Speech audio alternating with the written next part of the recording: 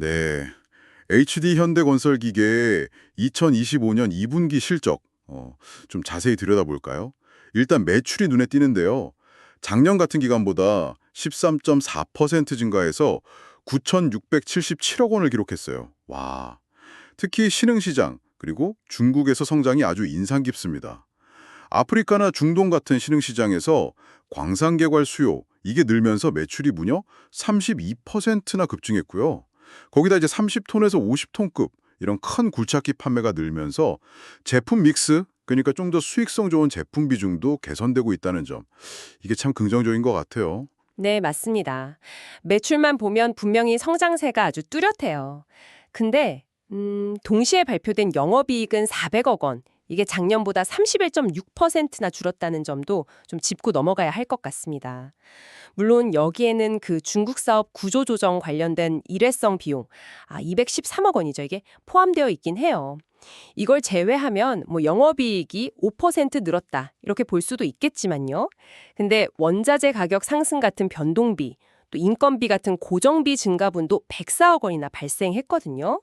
게다가 하반기에도 이 구조조정 관련 비용이 한 150억 원 정도 더 들어갈 예정이라니까 수익성 압박은 당분간 계속될 가능성이 좀 높아 보입니다. 일회성 비용 영향 빼고 보면 그래도 수익성은 어느 정도 방어하고 있다. 뭐 이런 말씀이시네요. 그래도 신흥시장 성과는 정말 대단한데요.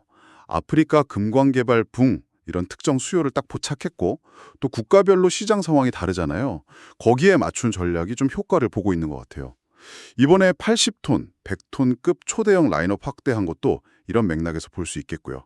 그렇죠. 신흥시장이 이렇게 선전하는 동안에 북미나 유럽 같은 선진시장 성장률은 고작 1%에 머물렀다는 점, 이게 좀 아쉽죠. 특히 북미는 아직 수요 회복이 좀 더딘 편이고 딜러들이 가지고 있는 재고가 약 1,600대 정도 된다고 해요.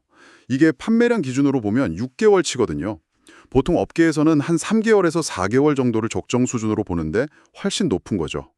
여기에 또 미국의 그 수입 관세 10% 부담 문제, 이것도 아직 해결이 안 됐고요.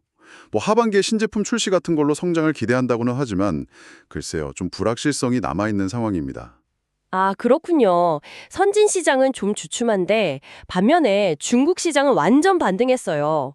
매출이 무려 77%나 급증해서 811억 원을 기록했습니다. 와. 중국 정부가 이제 경기 부양하려고 인프라 투자 같은 확장 재정 정책을 펴면서 건설기계 수요가 확 살아난 영향이 크고요. 그리고 또 흥미로운 점은 그 중국 건설사들이 해외에서 큰 공사할 때 있잖아요. 그때 중국 현지에서 생산된 HD 현대 건설기계 장비를 사서 가져가는 경우가 늘고 있다는 거예요. 이 기회를 장 활용하고 있는 모습이에요. 네, 그 점은 분명 새로운 기회 요인이긴 합니다. 맞아요. 근데 아직 그 규모 자체가 아주 크다고 보긴 좀 어려워요. 작년 기준으로 보면 중국 건설사들이 해외 프로젝트용으로 사간 건설기계 중에서 HD 현대건설기계 점유율은 한 3% 정도, 대수로는 350대 수준이었거든요. 올해 1분기 중국 내수 판매량이 1,400대였는데 그중에 해외 시공용 물량이 한 300대 정도였고요. 뭐 성장 가능성은 있겠지만 이게 정말 회사의 핵심 성장 동력이 될지는 조금 더 시간을 두고 지켜봐야 할 것 같습니다. 그리고 인도랑 브라질 시장 상황도 사실 좋지 않아요.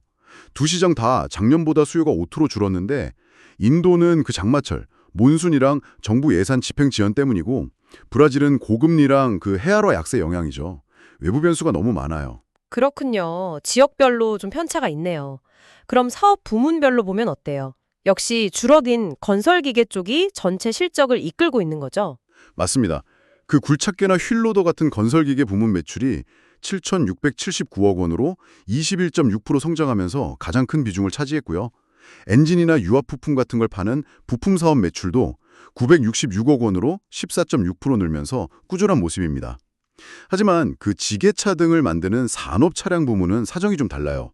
매출이 1,032억 원으로 작년 같은 기간 대비 24.8%나 감소했어요. 꽤 많이 줄었죠. 이게 코로나 팬데믹 때 북미 지역 물류 수요가 엄청 늘었었잖아요. 그게 이제 정상화되면서 판매가 줄어든 영향인데 감소폭이 작지 않습니다.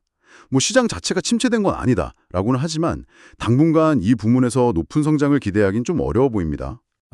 그렇군요.